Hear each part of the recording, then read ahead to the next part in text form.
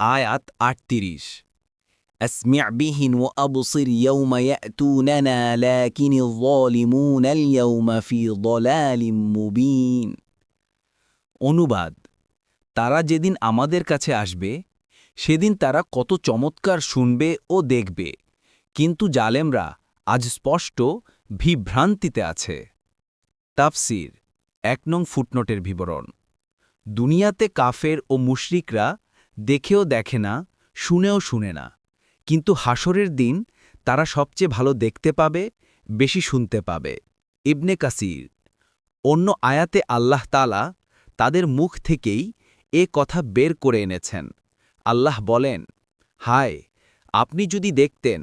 যখন অপরাধীরা তাদের প্রতিপালকের সম্মুখে অধবোধন হয়ে বলবে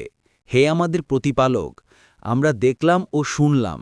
এখন আপনি আমাদেরকে আবার পাঠিয়ে দিন আমরা সৎকাজ করব আমরা তো দৃঢ় বিশ্বাসী সূরা সাজদা আয়াত ১২